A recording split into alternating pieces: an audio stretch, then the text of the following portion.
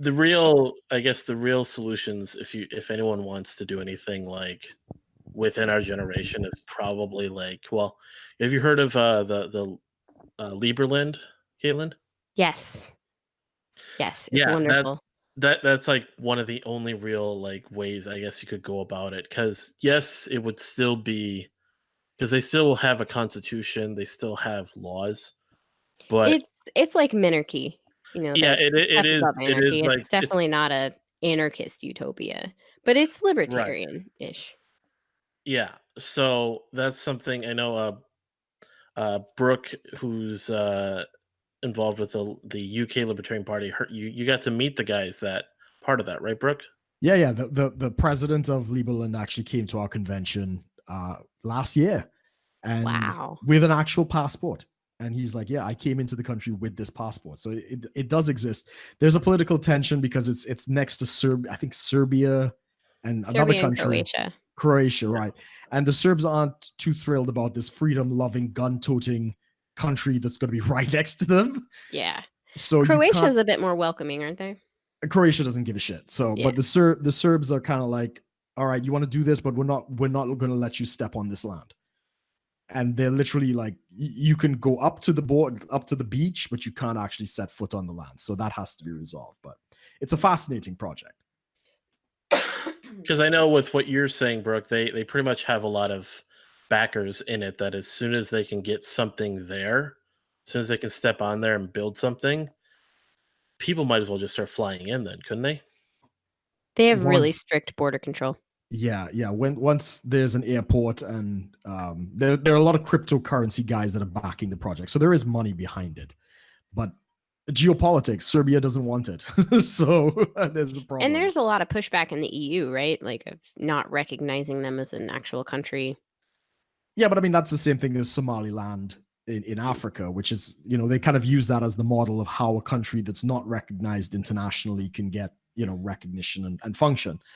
But you're right. There is a lot of pushback. It's going to be the biggest tax haven ever. So, yeah, a lot of pushback. Definitely. That's good though. I mean, these real world examples of what a somewhat libertarian utopia would look like it's really helpful. Showing that voluntary taxes are not just a pipe dream. Like, I think that's super cool. So, in terms of the U.S. system now, is there something you think could be demolished today? The drug war. Amen. I think that's something that can, you can take that Rothbard button super anarchist approach to the drug war. There's, I view a lot of politics and issue-based politics as kind of a game of chess. Like, you can't just take one thing out, or I guess more of a game of Jenga. Like, if you guys ever played Jenga, you build the tower, you got to take something out and make it not fall. But that's kind of how I view, national politics. You can't just go out whatever you want and expect no repercussions. So I think the drug war is a good starting place. That's something you can take away. You get millions of people either out of jail or out of prison, expunge their records, make it easier for them to get jobs. That has a huge economic impact that helps people, gets people out of poverty. A lot of these single parent homes get their parents back. Like, that's an issue. You solve so many things by ending the drug war. And yes, you will have a small spike in drug use. Just like you saw with Portugal when they decriminalized all drugs. There was a small spike in drug use, but then it went down. Like, drug use does go down when you legalize it. It just does. And then you end the issue with a lot of the border issues. A lot of the violence surrounding the border, a lot of the violence in Mexico that causes people to come here, that goes away. You solve a lot of international issues. You get a lot of the money that's involved with this above board. There's so many things that ending the drug war will do to help the economy, help the people, help everyone's freedom overall. That's one thing that I would absolutely nuke in a second. And have you ever indulged in any kind of drugs? Are you saying this out of a selfish place or just out of principle? I don't know if you want to admit that on air, right? But I I do like some weed occasionally. Oh no. I know it's horrible. No, I've hella anxiety and stuff like that. It helps, but no, I'm not like a regular drug user. I've never really done anything else besides weed. And that's something that's pretty much legal, or the attitudes towards legalization is almost at 100%. I think it was like 75% nationwide for legalization. Um, that's something that's not super controversial, but I'm not coming at this from like a selfish standpoint. I look at it pretty economically and from a humanist standpoint. Like, this is just going to help people. Like, yeah, I don't think people doing, coke and meth and crack is a great thing. I don't like that people do drugs. I don't like that, families are destroyed over drugs. I don't like that part. But making it legal doesn't help that. It's still happening, but you're creating an era of, black markets and, you know, dangerous activity around it. You add to the danger element. You add to the negative impacts of drugs by making it illegal. So it's definitely not from a selfish aspect. I look at it economically for the most part. And just see the damage it does to the economy, first of all, and to just people in general. Imagine if they did a spin-off series of Breaking Bad after the drug war's over. It would just be a guy like working at a store. It's just him it's just him as a science teacher just in class, and he just one day goes, "Could probably make more money doing meth," and just switches over. And then Yeah. it's just him in the store. So nothing Yeah. different. Like, But I mean, to think of all the money that's available in drugs, I think in Canada, because they've recently legalized marijuana in Canada, and With there's some major regulation, though. yes, Yeah. as they did in Seattle and elsewhere, they're Right. learning the taxes. Making it too expensive just keeps the black market alive. Yeah. But I think in Canada, it's either processed or the state is involved in somewhere in either the retail or something like that, and they're losing money. Yeah.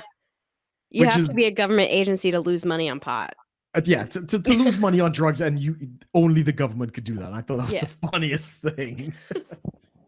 Like, how bad do you have to be of a drug dealer to lose money? This is stuff like people who never had a job, like just some random neighborhood kid can make money doing this, but the government can't. Exactly. I mean, yeah. I mean, just to touch on that a little bit. I don't know if you've seen some of the research that's been going on with the psychedelics. A bit, yeah. Right. So as we know, back in the 60s, it was Thomas Leary. Was it something Leary? I can't remember.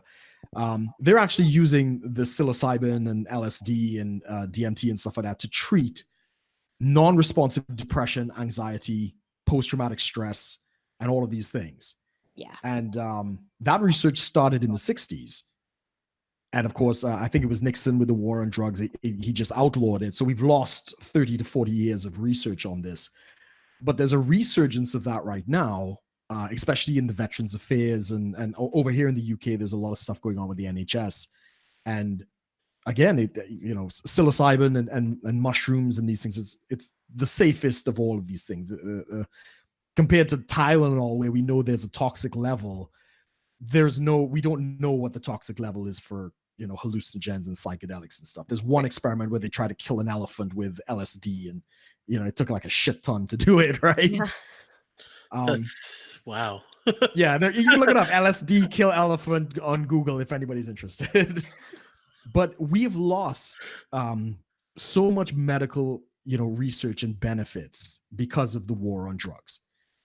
And I'm glad to see the sentiment is changing, at this point, but so many people's lives have been lost from that. So I completely share your sentiment on getting rid of that.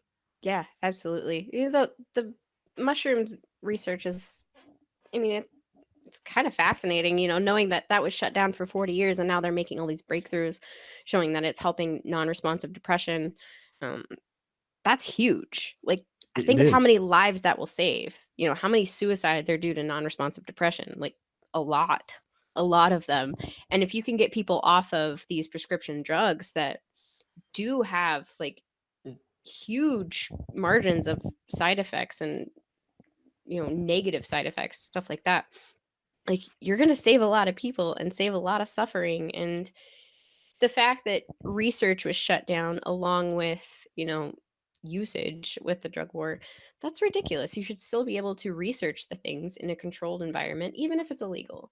Like, people were, studying hemp when it was legal. Like, why shouldn't that have happened with, other drugs? It's so silly to me. I mean, the government has done way worse experimental wise than Yeah. drugs. I mean, yeah. Tuskegee. Yeah. Well, yeah, I've looked into like some of the weird experiments, and it's like people want to try to say like, yeah, as bad as it was, yeah, these advances came out of it, but it's like not to legitimize what government can do whatever it wants, but come on, guys, like some drugs, I mean, all it's going to really do is just okay, so you get people on these drugs, and then you maybe have to like handle their rehab for a little bit because it's like a really addictive thing, but it's like it shouldn't be like they're saying like it's somehow so much worse to research drugs versus actually killing people to see how they react or something. It's like come on. Yeah, I definitely don't trust the government to do quality research on drugs. But at least give like private institutions or individuals like the power to at least try things. Yeah, definitely. And especially if they're not harming people in the process. Like, if it's, with a lot of government experiments, it's a lot of unknowing populations that get subjected to these experiments. At least with private companies, it's a lot of volunteers. I They know mean, what they're signing up for. imagine if Harvard like put out an ad in a newspaper like seeking, young people for drug testing. Like, Oh, they do. They do that Yeah, now. they do it.